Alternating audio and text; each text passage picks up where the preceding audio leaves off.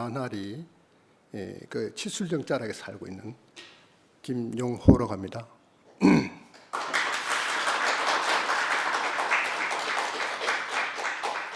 조금 전에 영식 형제가 그 울무김 적힌 노래를 이렇게 찬양을 해줘서 너무 고맙고요. 우선 제 말하기 전에 제가 이 자리에 오기까지 영식 형제랑 또 손택 형, 그다음에 진호 형제의 네 분 덕분이라고 생각합니다. 저는 여기 우리 교회 온 지가 한 5년 3개월쯤 되는데 저는 이런 단상에서 말하리라고는 상상도 못했습니다. 너무 감개무량하고요. 나는 저 단상 앞에서 이렇게 간증 정도만 하는 걸로 생각을 했었거든요. 근데 단상에 앉아서 한다는 것은 하나님 앞에 제단에 올려져서 제가 제물이 되는 것 같은 기분입니다. 너무 고맙고요. 순이 자매가 또 저를 이렇게 간증할 기회를 또 준 데 대해서도 고맙고, 우선 영식이 형제에 대한 가문에 대해서, 영식이와 제하고 가까워진 지가 한 5년 3개월 정도 되지만 최근에 가까운 때가 한 3년 정도 됩니다. 영식 형제가 제가 저인데 이렇게 마음에 와닿았던 부분은 너무나 진솔하고 진실된 분이기 때문입니다. 특히 동생 영화도 마찬가지고요. 제가 5년 전 1918년 12월 2일 날 우리 황경련 씨는 아시죠? 황경련 형제는 통해서 제가 울산에서 사업적으로 고맙습니다. 제가 지금 목감기 걸려가지고 제가 연화당에 제가 무섬으로 살고 있는데 제 연화당 집에 도저히 무섬으로 못 살겠어요. 너무 힘들어서. 얼마 전에 집 수리한다고 너무 힘든 일을 시켜가지고 몸살이 나버렸어요. 어떻게 대구에 또 제가 무슨 데려다 제 몸체를 보고 쓸만한 사람 있으면 좀 데려다 서주면 좋겠습니다. 지금 목이 아파가지고 우리 진호 형제가 이렇게 또 물까지 갖다 주네요. 고맙습니다.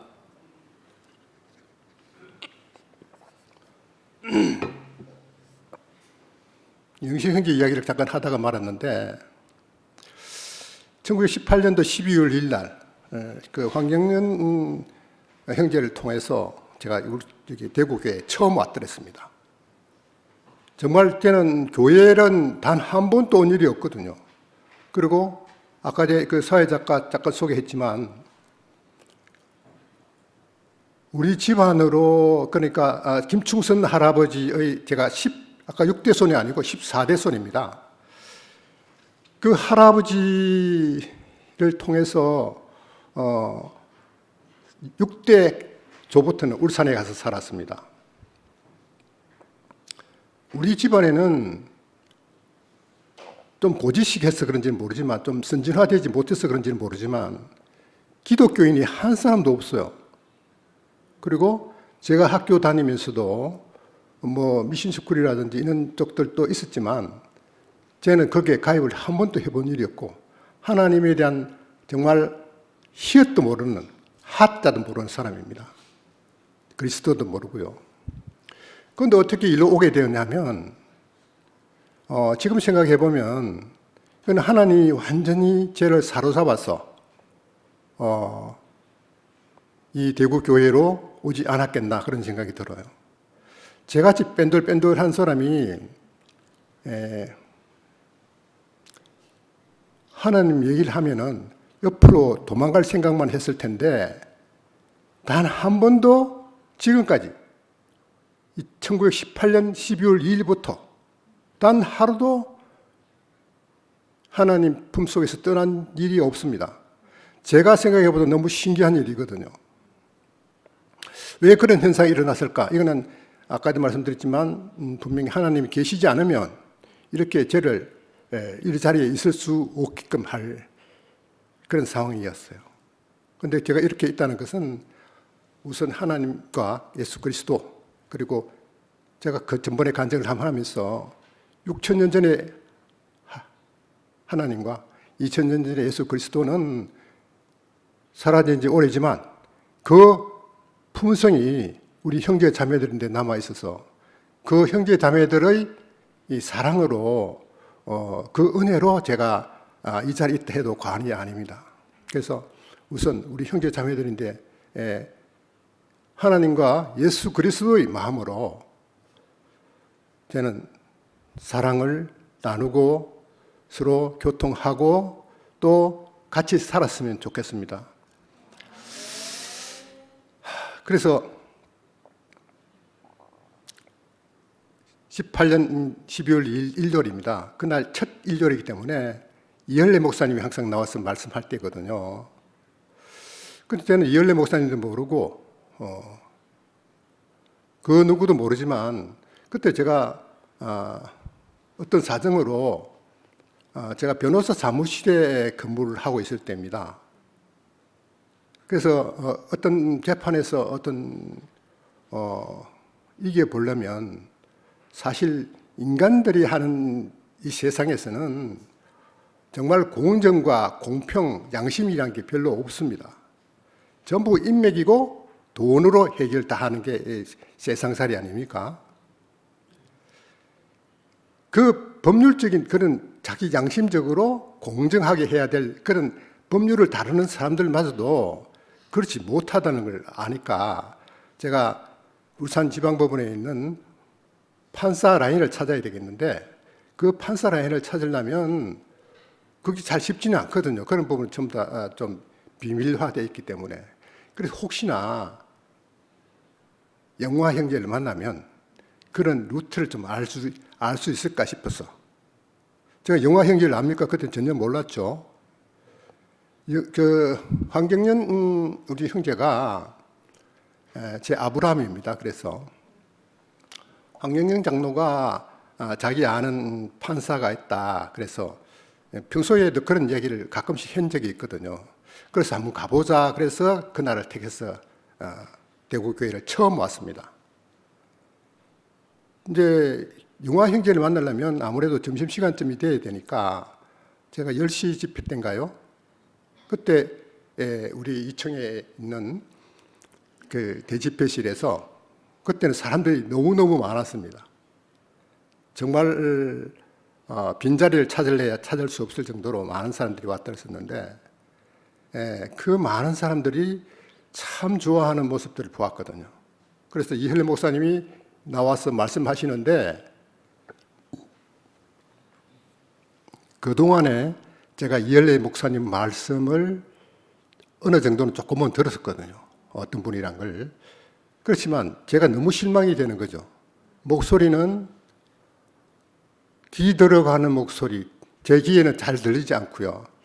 특히 성경적으로 저는 무문외한이니까 더더욱 제 귀에는 하나도 들은 게 없어요.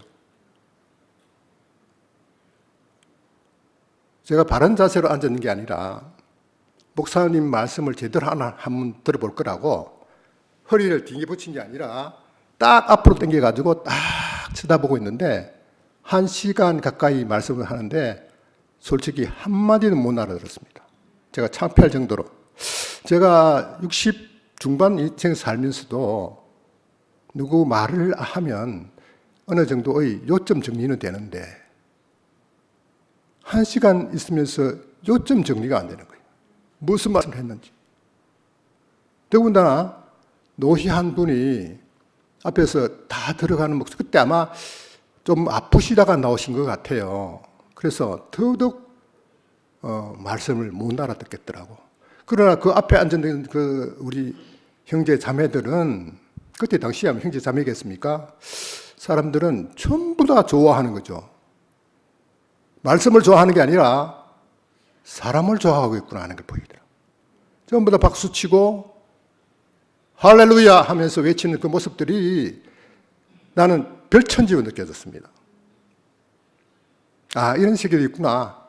저는 말씀으로만 부흥의 이야기를 들어봤지만 이런 모습이 부흥인가?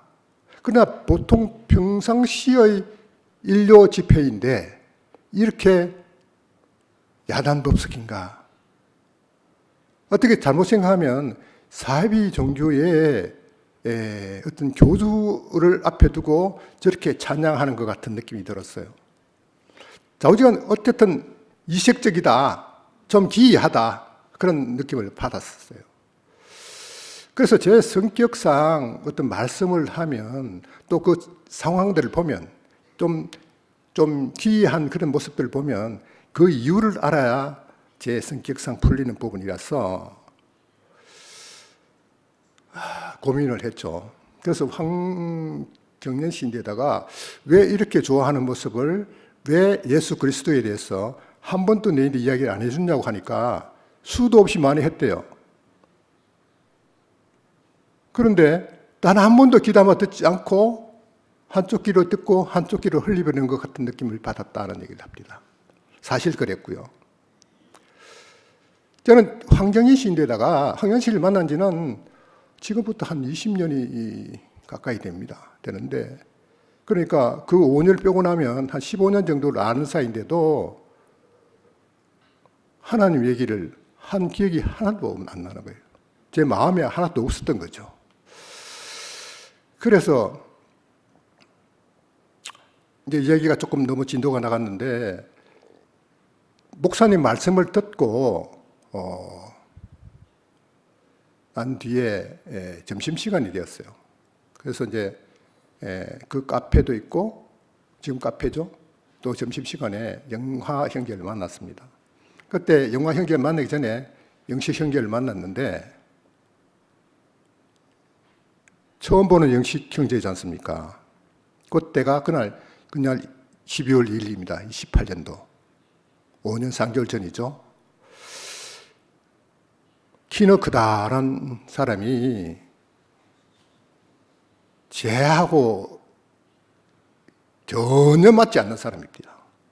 거리감이 확 느끼는 저런 사이 있잖아요.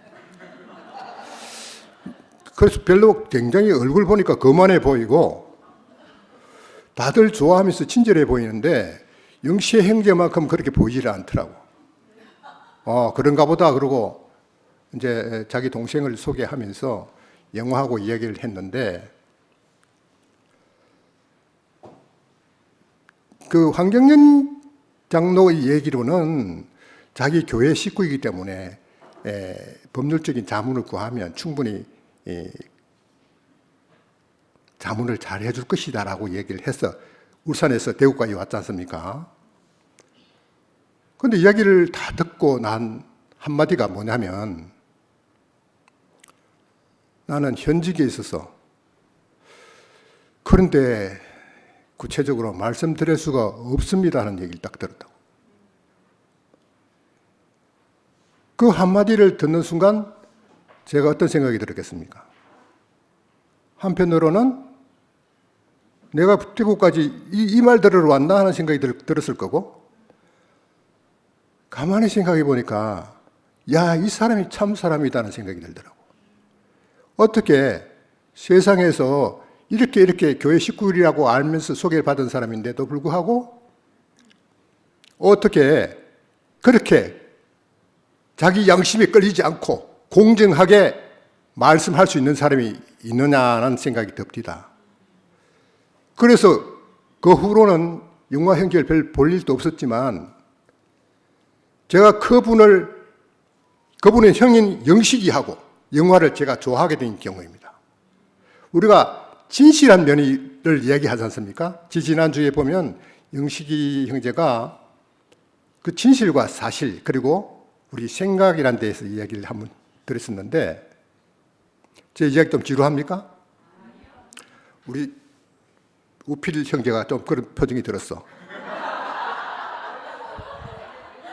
지루합니까? 그렇습니까? 아이고, 제가 잘못 봤어. 죄송합니다. 제가 이렇게 보면 다 얼굴이 잘 보입니다. 여기서 단상에서 보니까. 오늘 우필 형제에다가 먼저 내가 인사를 못 드렸는데 그동안 사회 보시는데 내가 참 내가 오면 항상 먼저 인사를 했거든요. 오늘 인사를 못 드려서 죄송합니다. 그동안 고생 많았고요. 원래 그 말 하신 건 아니죠?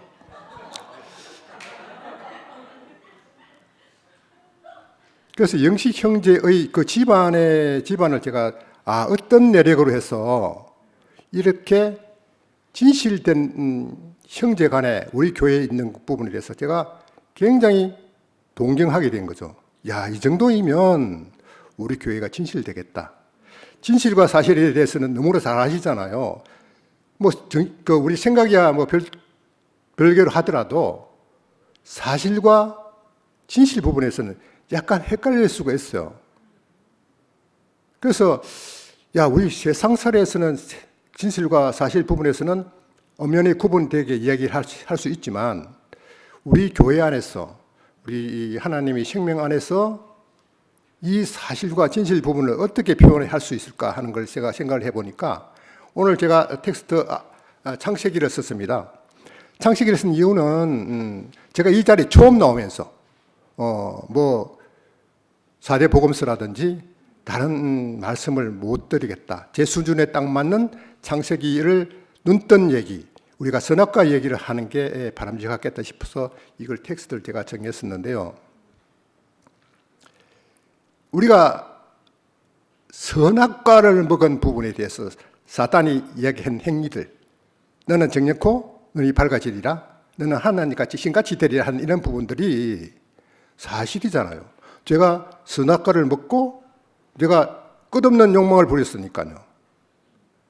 그 깨달음으로 이 자리에 와 있거든요. 그 깨달음이 없으면 제가 여기 오지도 않았을 겁니다. 물론 우리가 영식이 영화도 있지만 우리 형제 자매들이 있지만 제가 선악과를 먹은 사람이었다는 게 제가 예전에 성경 공부도 안 하고 교회도 몰랐다 그랬지 않습니까? 어떻게 선악과를 알겠습니까? 단 한 번도 들어본 일이 없는데 선악과를 먹었다는 사실이 그 텍스트에 적어놨지만 아담이 먹은 게 아니라 제가 먹은 거예요. 그걸 6,000년 전에 아담이 먹었는지 어떻게 알겠어요? 제 현상을 보면 똑같은 현상을 하고 있는 거예요. 내가 누구인데도 지기 싫어하고 제가 끝없는 욕망으로 책상 앞에 보면 하면 된다는 글을 제가 자필로 크게 써놓고 대도 안 한 머리로 열심히 하면 된다는 그런 헛된 피조물인 주제에 하나님같이 되려고 했던 부분들이죠. 그래서 이 선악과를 먹고 사탄이 이야기한 내용들이 너무나 사실이지 않습니까? 그게 진실은 아니거든요. 우리가 생명과를 먹고 예수 그리스도를 알면 영생한다는 얘기, 생명의 얘기가 생명과가 진실된 얘기고 사단이 이야기하는 선악과를 먹으면 정력코 눈이 밝아지리라 한 이 얘기는 죄를 보면 사실인 거거든요.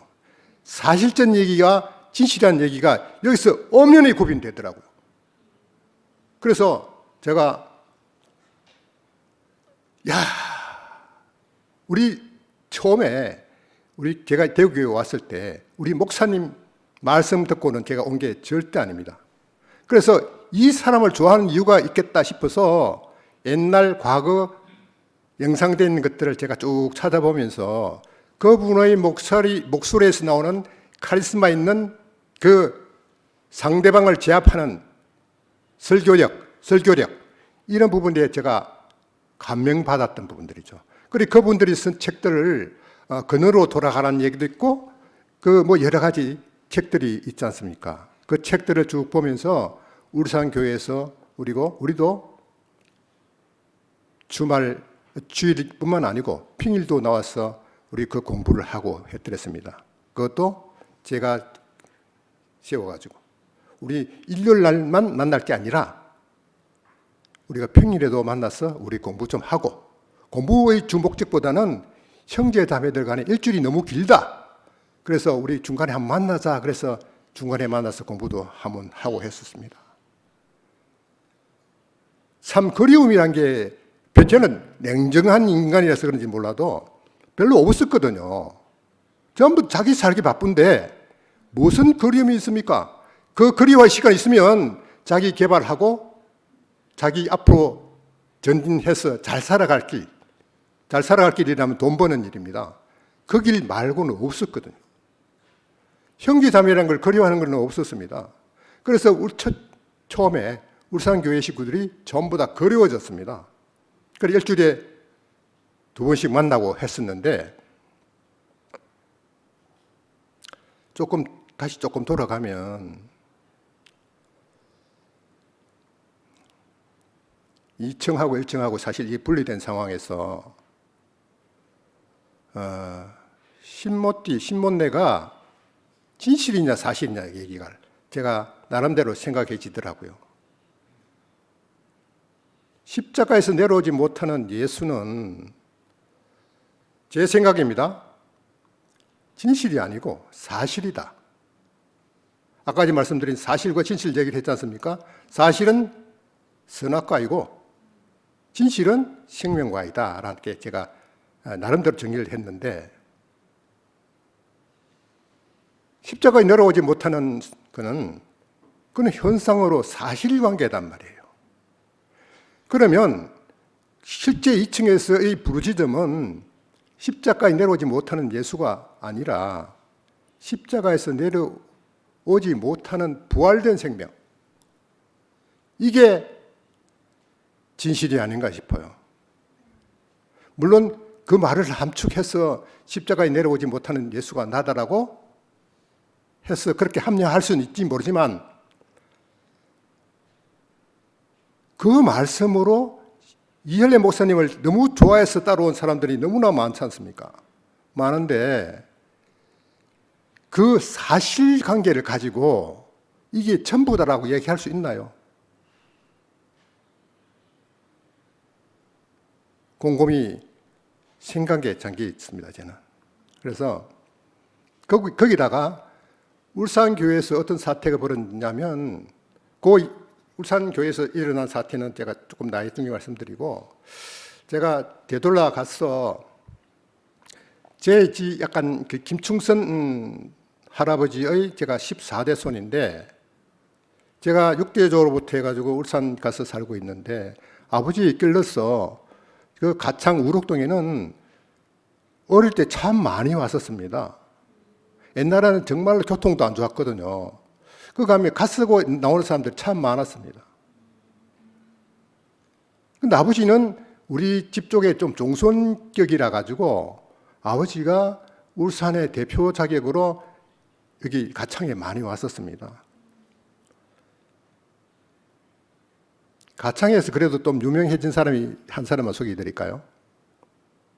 혹시 박정희 시대 때 김치열 법무부 장관, 내무부 장관 했던 사람 있지 않습니까? 제 아저씨 뻘입니다. 열자가 밑에 불화변이 있지 않습니까? 불화변이 제 위의 학렬이거든요. 쟤는 흑토변이라 가지고 쟤는 흑토변입니다. 그래서 제가 그 아저씨 뻘 되는데 그 아저씨를 만나러 대구 우록동에 아버지 따라 왔더라니까. 그때 김철 씨를 저기 우록동에서 만났거든요. 그때 법무부 장관 할 때일 겁니다. 아마. 검찰총장 할 때인가 모르겠습니다만 와서 아버지는 나름대로 인맥을 찾고 형제도 찾고 우리 핏줄을 찾아서 왔던 것 같아요. 그런데 제 아버지는 참 열심히 살았던 분인데 참 존경할 분이긴 한데 아들이 없었어요. 제 놓기 전에. 딸만 5이 수르륵 낳았습니다. 차례대로 순서 없이 아들 중간에도 못 놓고 딸만 5이 싹 놓다가 어머니의 그 고충이 얼마나 컸겠습니까? 그래서 이산 저산 좋은 개울가 찾아가지고 기도도 하고 부처님들 들고 해가지고 죄를 낳았거든요. 제 큰 누나가 낳은 아들이 저보다 3살이 많습니다. 그러니까 자기 딸은 아들을 낳았는데 자기는 아들 못 낳았으니까 얼마나 비참한 인생이었겠습니까? 꿈에라도 한번 놓고 싶은 게 아들이었다 하면서 쟤를 자꾸 운 적이 있습니다. 그때는 언제냐면 제가 개망난이처럼 놀러만 다닐 때거든요. 근데 아버지로서는 딸 5 키우다가 아들 하나 낳으니까 개망난이거든요. 쟤는 그렇게 부모님 말씀 잘 듣고 컸다 싶은데 말 안 듣는 개망난이처럼 생각하는 거예요. 사실도 그랬고요. 딸들은 집안 일 시키면 잘하잖아요. 근데 아들은 그때 철이 없으니까 친구들하고 왜 그렇게 놀고 싶습니까? 그 촌이니까 소 꼴배고 소먹이를 다니고 이럴 때입니다. 딸들은 그런 걸 시키면 다 잘하죠. 집안일도 잘 엄마 도와서 잘 도우는데 아들 이거는 풀 배우라 그러면 친구들하고 논다고 다 홈이고 뭐 나지고 다 던지 부리고 놀러만 다니는 거예요. 지금 제가 생각하면 참 한심한 놈이었죠.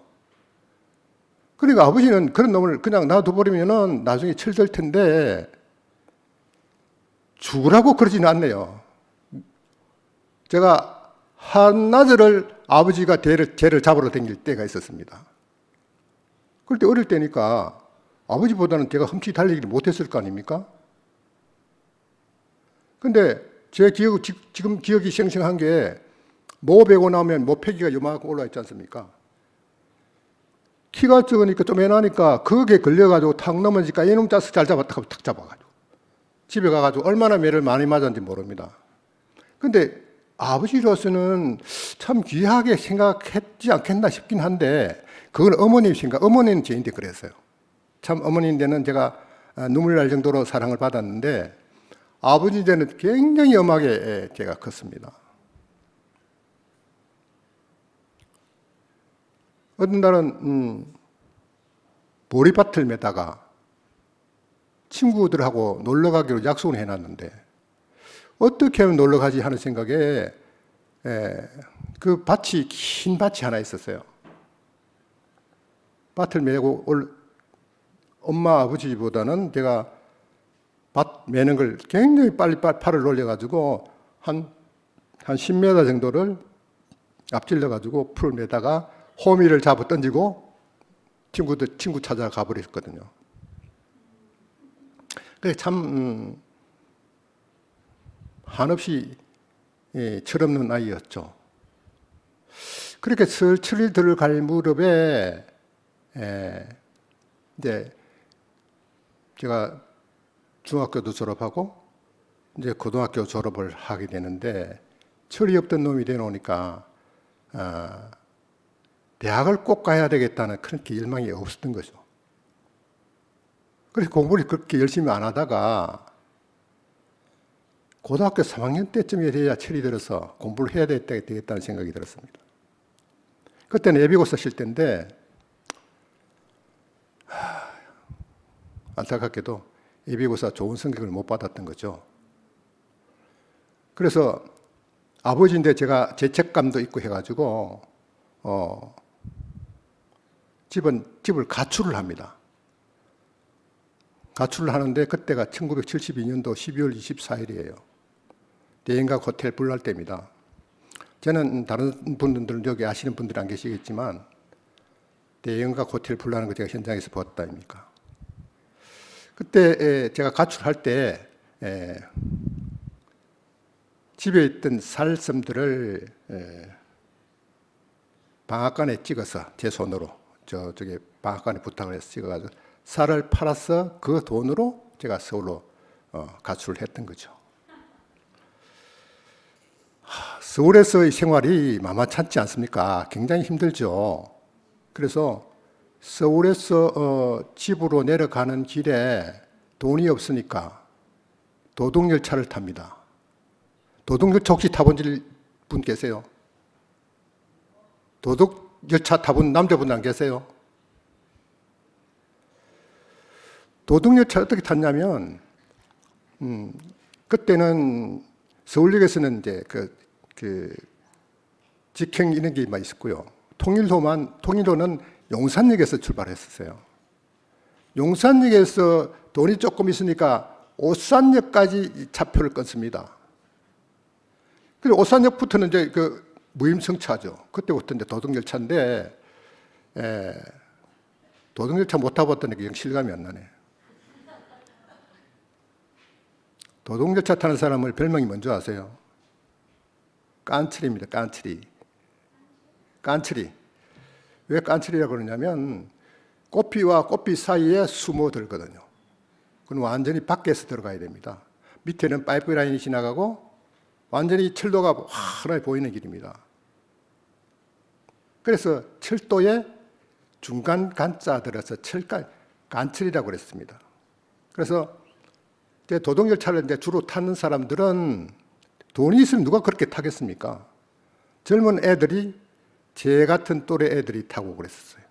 저보다 나이 조금 많은 사람들 타고 했는데, 그 영무원들이 보면, 영무원이 아니고 그 열차 안에 이렇게 표차를 하는 거 있지 않습니까? 그 서울에서 부산까지 내려오는데 보면 한 3차례 정도 조사를 합니다.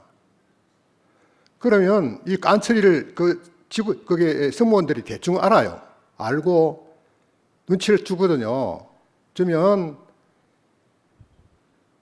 나가서 그 열차와 꽃비와 꽃비 사이에 숨어 들어갑니다. 그는 철도 영문들도 잘 몰라요.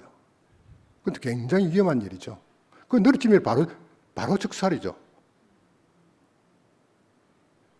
그런 걸 한두 번 타면 미숙하지만 여러 번 타면 그건 뭐 훌렁훌렁 탔다가 훌렁 내렸다가 영무원 지나갔다고 사인 또 주는 사람이 있거든요. 그러면 지나갔다고 가고 나면 또 내려옵니다. 내려와서 이제 편안하게 앉아 있다가 얼마나 불쌍하게 생각했던지 할머니들이 계란 삶은 거 있지 않습니까? 이런 것도 하나씩 주고 완전히 장마당 아이들이죠. 그런 생활을 제가 좀 했었습니다. 서울에 오르면 돈이 있어도 어떤 데는 보면 재미가 나가지고 그렇게 한다니까요. 왜 이런 이야기를 드렸냐면, 자, 인생살이라는 게 내 상도 이야기도 쭉 들으면서 젊었을 때 이 얘기들 이렇게 듣고 하면서 참 그런 일들이 있었지 충분히 공감하고, 그러나 지금은 버젓이 잘 살아가는 우리 그리스도의 같은 형제로 사는 참 보람되다 하는 생각이 들어서 제 이 험한 일들 이야기를 해야 제 인생이 조금 정리가 되는 것 같아요. 이런 이야기는 사실 집사람도 잘 몰라요. 그래서 집에 오니까 집 나간 아이가 오니까 얼마나 반가웠겠습니까? 들어가자마자 배가 고프니까 부엌에 들어가고 솥 열고 밥부터 먹는 거예요. 밥솥 연 소리를 엄마가 듣고 나와서 펑펑 우는 거죠.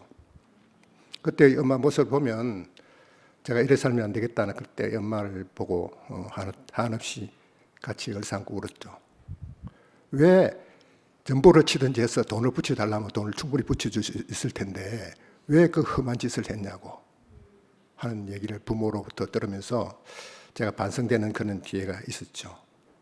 그래서 공부를 좀 열심히 해서 이제 그렇게 재수를 해가지고 대학 들어갑니다. 좀 효도를 하려고 그러는데 아버지가 돌아가시게 됩니다.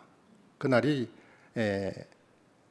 돌아가실 그쯤에 제가 외동 아들이다 보니까 아버지인데 며느리 밥이라도 한 끼 먹여야 된다고 그래서 누님들의 주선으로 제가 사귀고 있던 여자 집안에 저도 모르게 어떻게 수소문을 해서 가서 결혼 성당을 받아냅니다.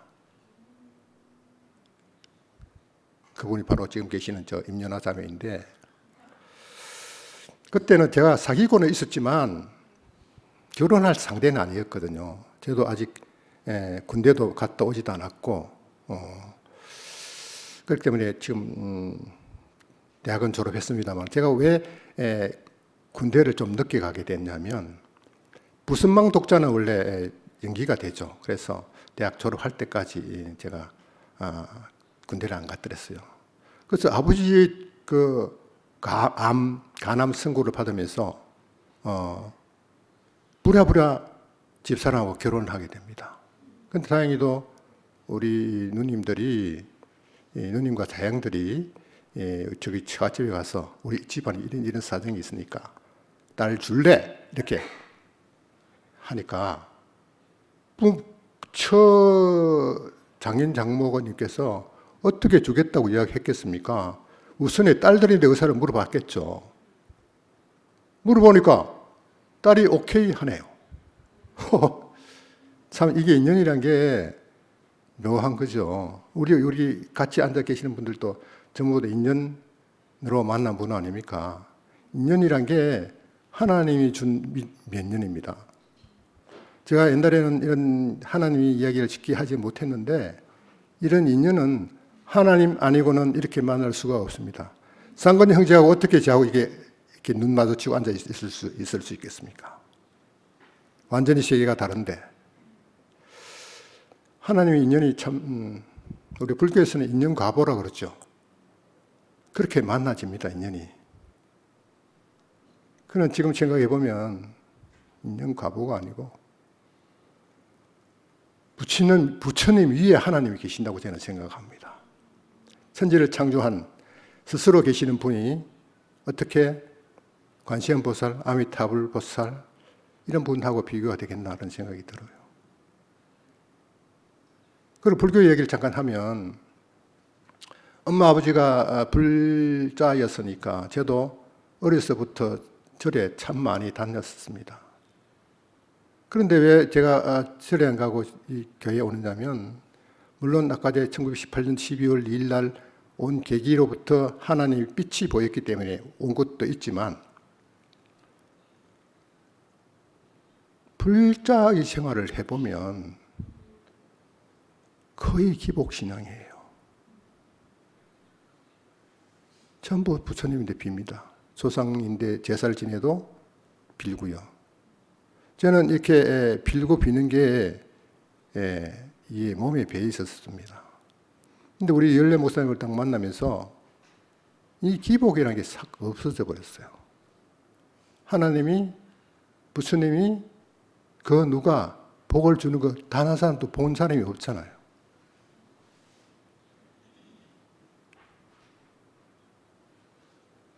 복을 태어날 때부터 이미 다 받았는데 어떻게 더 달라고 하느냐는 얘기죠. 사실이지 않습니까? 자기 먹고 사는 부분은 다 태생적으로 되어 있는데 그 운명적으로 살아가는 부분들이 어떻게 살아가느냐는 부분입니다. 그게 하나인데 부처님인데 빈다고 됩니까? 우선에는 마음이 편안한 부분들은 잠시 정도는 일어날 수 있겠지만 그걸 영원하지 못하다는 걸 알게 됩니다. 제가 이 운명론에 대해서 잠깐 설명을 한번 드리면 제가 운명론을 이야기하려고 그런 게 아니고 어거스틴의 애정론, 칼빈의 애정론, 예수의 애정론에 대한 얘기를 제가 읽어보면서 어떤 결론을 내게 됐냐면 제가 대학을 졸업하고 전공이 조선공학입니다. 조선소에서 제가 거의 생활을 많이 했더랬었는데 그 대기업에는 보면 순환보직이라는 게 일어납니다. 한 직종에만 계속 두지 않습니다. 그는 자꾸 직급을 올라가면 여러 부서를 다스려야 되기 때문에 순환보직이라는 제도가 있는데 처음에는 제가 그거 사실을 모르고 나를 해고시키려고 제가 처음에 기본설계에서 기본설계라는데 어떤 데냐면 이제 조선과 나온 기본설계 하는 사람도 있고 기계과, 전기과, 그 다음에 각종 건축과 이런 쪽에서의 기본설계가 다 했어요. 그 배에 보면 종합예술이라고 그러지 않습니까? 배를, 선박을. 배 안에는 보면 철 구조물이 거의 다죠. 그 안에 엔진이 들어가고 전기가 들어가고 그 다음에 선원들이 살 수 있는 거주실이 있습니다. 각 직급에 맞는, 그 직종에 맞는 기본 설계들이 다 있어요. 제 같은 경우는 조선이기 때문에 배의 저항 추진 부분. 저항 추진이라 그러면은 배가 어느 항해를 하기 위해서는 물로부터 받는 저항들을 가능하면 줄이도록 배의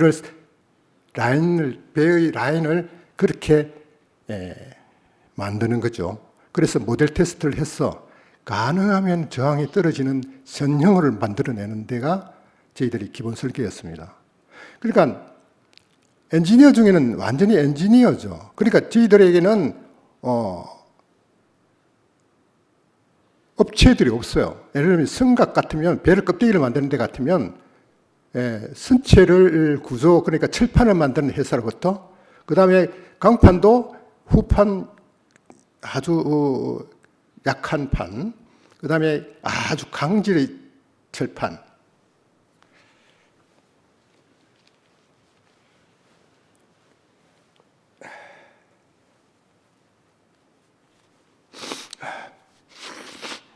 죄송합니다. 지금 감기가 들려가지고 사실 어제 그저께는 병원에 가서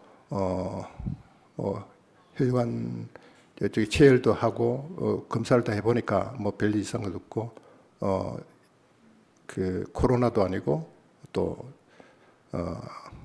다른 병은 없는데 그냥 감기라고 조금 쉬면 될 거라고 그랬었는데 뭐 혈관 주사도 맞고 해서 사실 오늘 열도 좀 있고 해가지고 안 나오려고 하다가 야 우리 교회에서 내한테 이런 기회를 줬는데 내가 조금 몸이 안 좋다고 특히 오늘 첫 모임이라고 그러는데 안 나올 수가 있겠나 싶어서 제가 하나님께 처음으로 기도해 봤습니다. 우리 형제 자매들을 볼 수 있도록 하여 주시옵소서. 이렇게 이야기 핀트를 약간 나갔는데 그런 순수한 엔지니어, 그러니까 좀 다른 쪽으로 이야기하자면 연구실 비슷한데요. 외부하고 거의 차단돼 있고 컴퓨터하고 게임을 하는 거지 대인 일반 사람들하고 거의 접촉이 없는 그런 부서예요. 그런데 쟤를 어떻게 부서로 발령내느냐 그러면 외주관리부를 부서를 발령을 내더라고. 외주관리부라 그러면 어떤 데냐면 그때 노사분규가 참 많았었거든요. 직영들이 할 수 있는 그는 로드가 딱 정해져 있어요.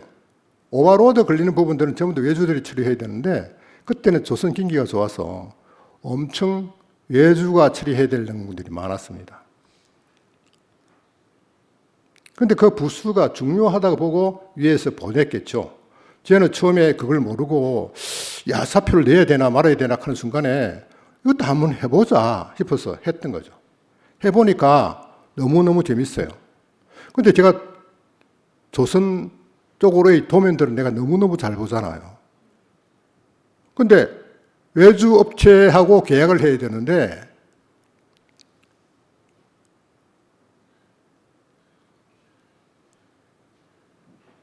도면에서 물량을 뽑아서 바로 단가를 곱하면 바로 계약 단가가 나옵니다. 제가 처음에 가서는 FM대로 도면 설계를 뽑아서 바로 단가를 곱하니까 업체들이 전부 다 부도가 나버립니다. 너무너무 힘들어하는 거죠.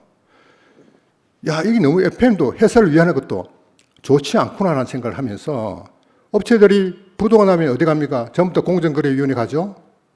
내가 업무를 잘못 받아서 대기업에서 횡포를 해서 불공정으로 내가 이렇게 부도 나게 됐다.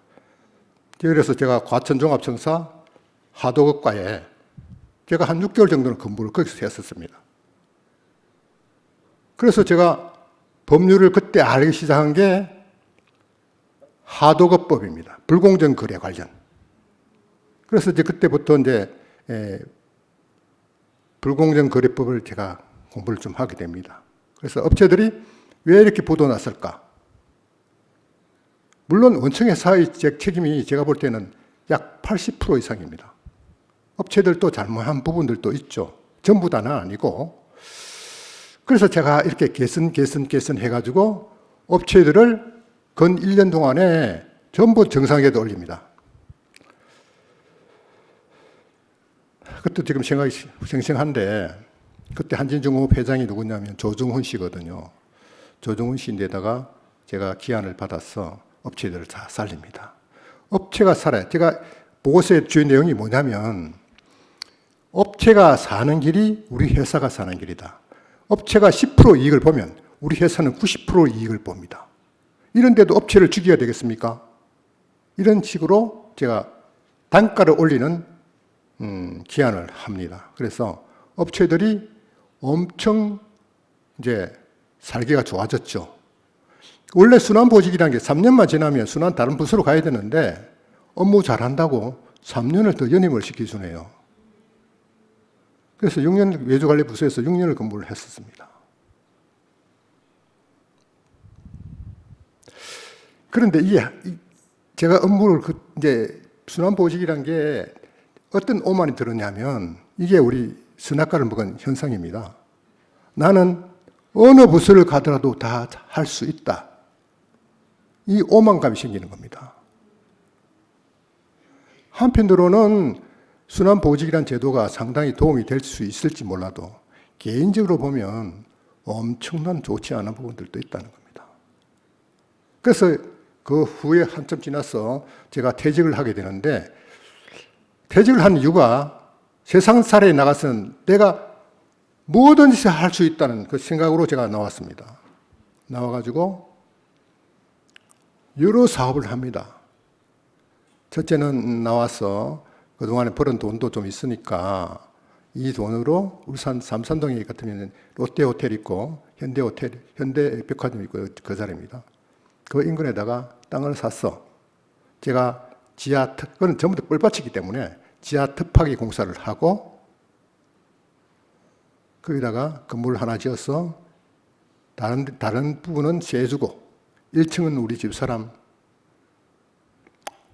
음식점 하나 차려주는 게 줄이려고 제가 1년 동안 그 건축 토목공사부터 건축공사를 제가 실감리를 합니다. 물론 업체를 데려서 하지만 전체적인 감리를 제가 다 합니다.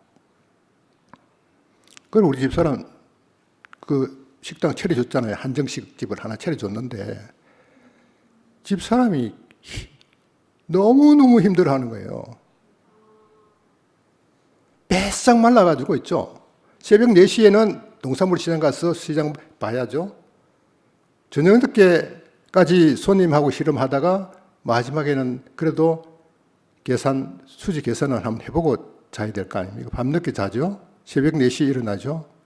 이게 한 몇 달 하니까 사람이 살이 쏙 빠져갖고 야 이러다 우리 마누라 잡겠다는 생각이 듭니다. 그래서 할 때는 집사람을 이걸 차려주면 거기서 수입되는 부분들을 우리가 먹고 살고 내가 사업하는 부분은 좀 힘들더라도 안정적으로 갈 수 있지 않겠나 싶어서 그렇게 계획을 세웠었는데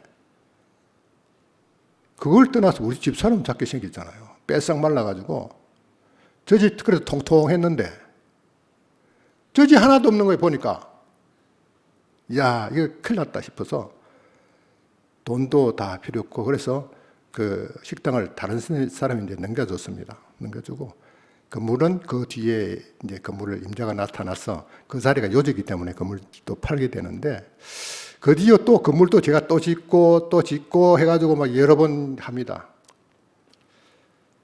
그 사업전 얘기를 하려고 그런 건 아니고요. 결국 아까 2018년도 12월 2일 날 우리 교회를 만났지 않습니까? 그 과정에서도 돈을 많이 까먹은 경우도 있고 벌은 경우도 있지만 대부분이 많이 까먹었죠. 그 돈을 전체적으로 세려보면 한 몇십원 될 겁니다. 그 힘든 부분들이 과정에서 사람으로서는 할 수 없는 피조물의 관계를 사실 알게 되는 겁니다. 그래서 우연찮게 제가 교회에 오고 싶은, 아까도 말씀드렸지만 교회에 오고 싶은 생각이 전혀 없었음에도 불구하고 12월 2일 날 교회를 오게 되지 않습니까? 그래서 그 후로부터 단 한 번도 일요일 날 빠지지 않고 울산교회를 나갑니다.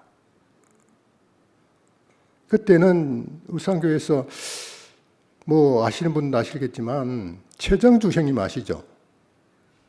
최정주 형님하고 전춘원 누나가 우리 교회에서 최고 나이가 많고 그 다음에는 제였어요. 뭐 처음에 가니까 너무너무 분위기가 좋았죠. 야, 이게 천국이구나. 산자의 하나님이라고 그랬듯이 우리가 죽어서 천당 가는 게 아니라 현재 천국같이 사는 게 중요하다는 생각이 듭니다. 야, 이게 천국이구나.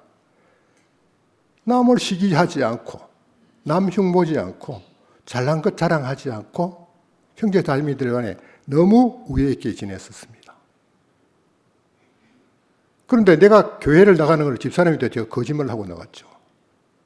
그때 변호사 사무실 나갈 때니까 여보, 내 요즘 일이 좀 많아서 일요일 날 나가서 일 좀 해야 된다 하면서 거짓말을 하고 교회를 가서 말씀 듣고 간혹 족구를 한 게임 한 번씩 합니다.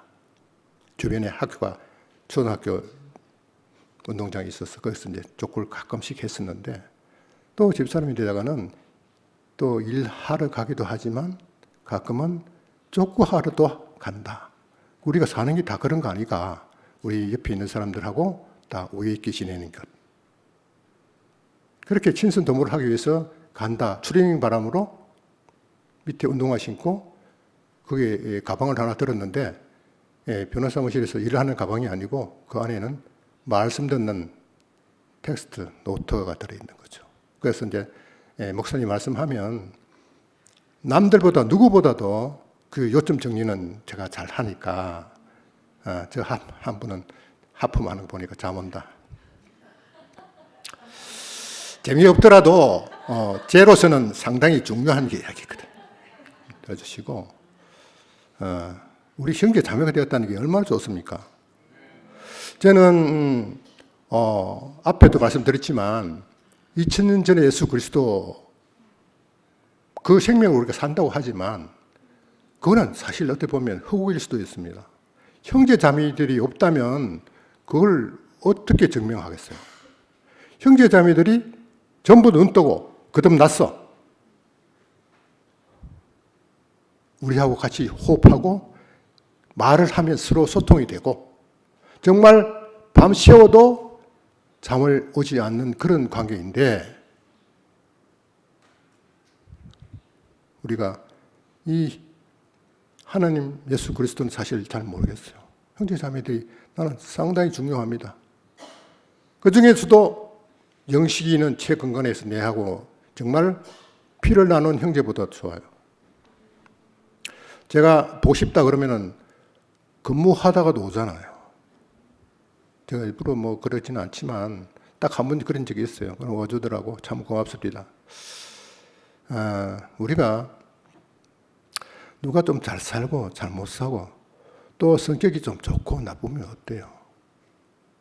우리 말 하나 통하는 게 중요하지 않습니까?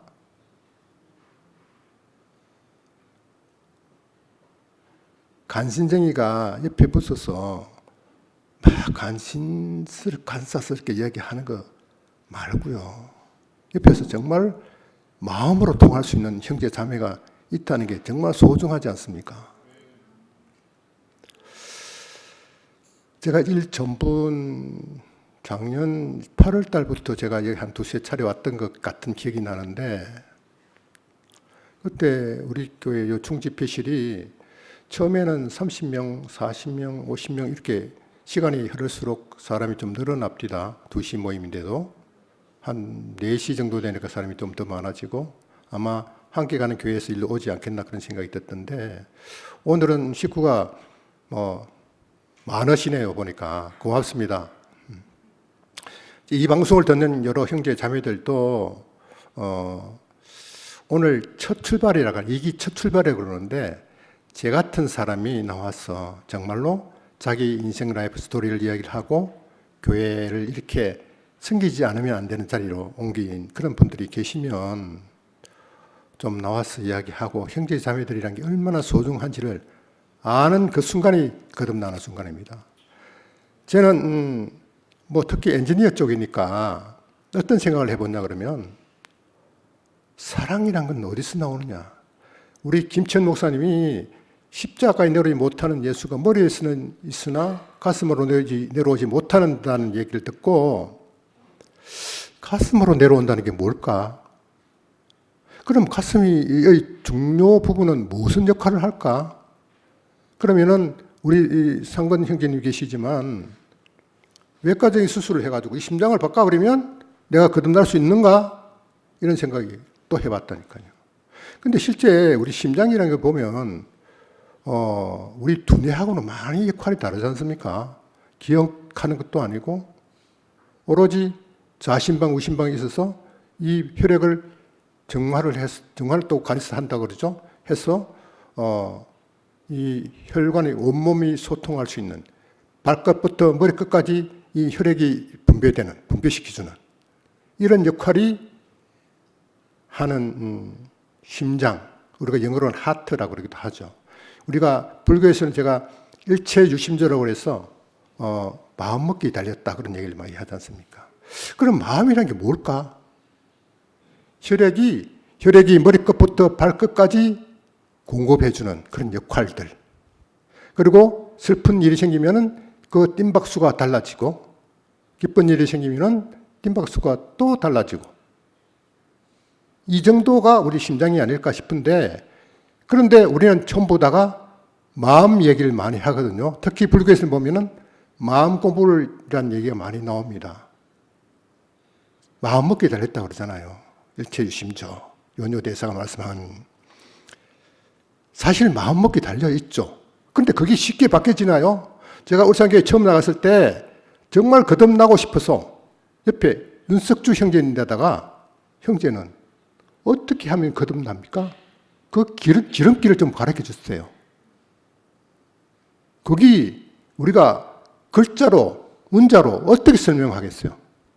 이 마음으로 느껴져야 되는데 머리에서는 또 안 되잖아요. 마음이 와닿아야 되잖아요. 제가 여기까지 오는 거는 마음이 변화가 없으면 이 교회에 절대 오지 않습니다.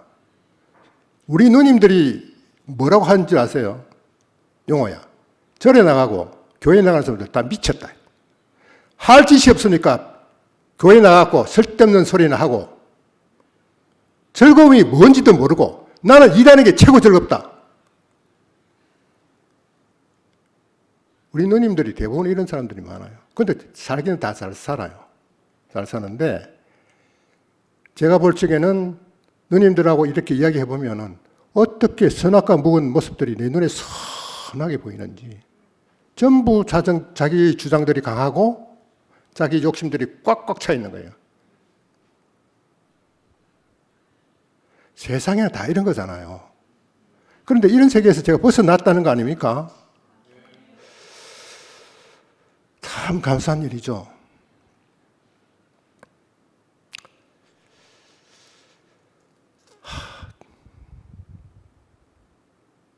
시간이 얼마 정도 지난지 모르겠습니다만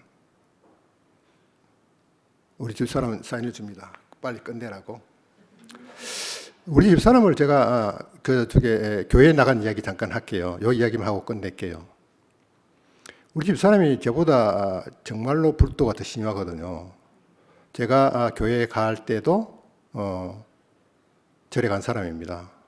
당신 절에 같이 가자 그러면서 제가 절에 따라갔었거든요. 교회 나가면서 절에 갔습니다.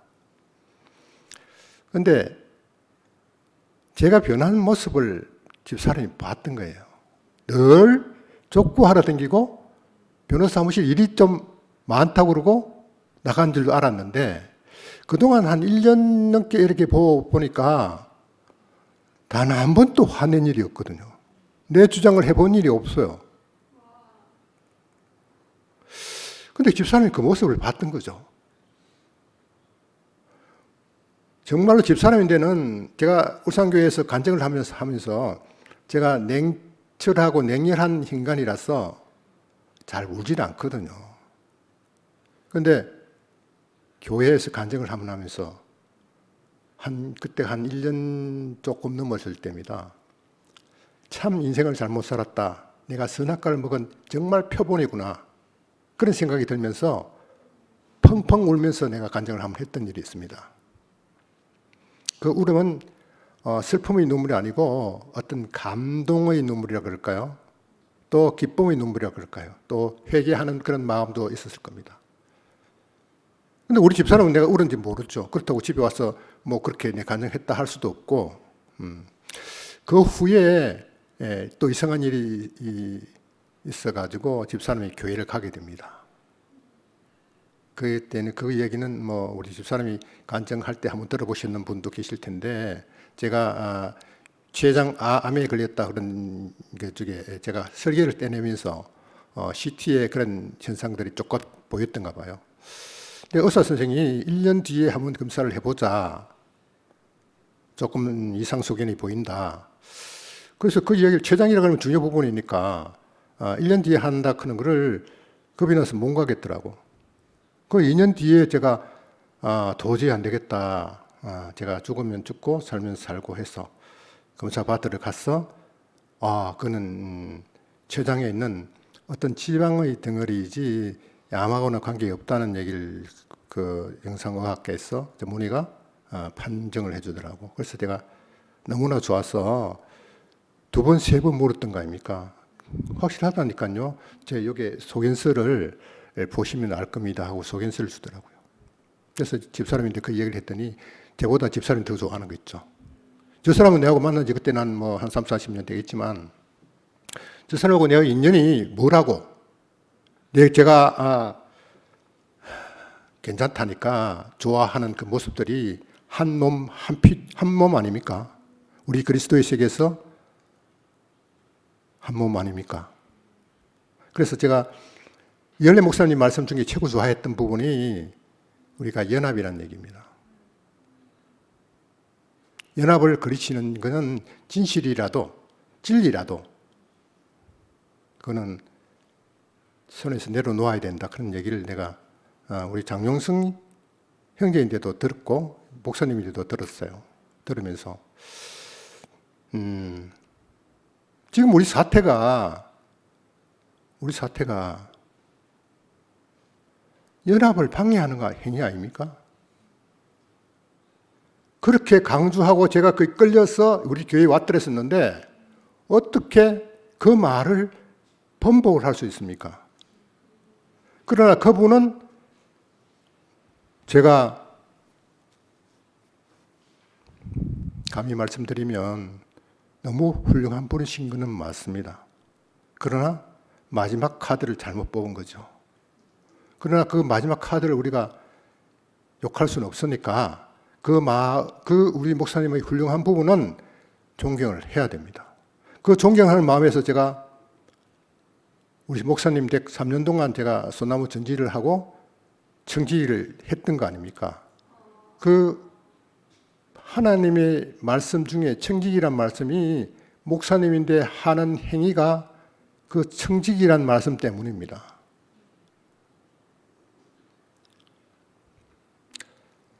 그래서 집사람이 제 변한 모습 보고 교회를 오게 된 거죠. 쟤는 우리 목사님의 본으로 보고 또 우리 여러 형제 자매들도 목사님이거나 예수 그리스도의 그 본으로 보고 우리 교회에 나와 있다고 생각합니다. 그 본이 참 중요하거든요. 그런데 형제 자매들도 우리 교회에 와서 앞에 말씀드린 사실관계를 얘기하지 말고 가능하면 진실된 얘기를 하는 게 우리 형제 자매들을 다 살리는 길이 아니겠나 하는 생각이 듭니다. 제 이상을 마치고요. 제가 기도 좀 해도 되겠습니까? 하늘에 계신 아버지 하나님, 제가 무지하고 무식하고 능력도 없는 죄를 이렇게 이 자리에 우리 형제 자매들 앞에 씌웠습니다. 너무너무 감사합니다. 앞으로 마지막 소망이 있다면 우리 형제 자매들과 제가 이 자리에서 영원하도록 제 생명이 다하는 날까지 이 아버지 하나님 앞에 쓰일 수 있도록 해주시기를 예수 그리스도 이름을 기도드립니다. 아멘.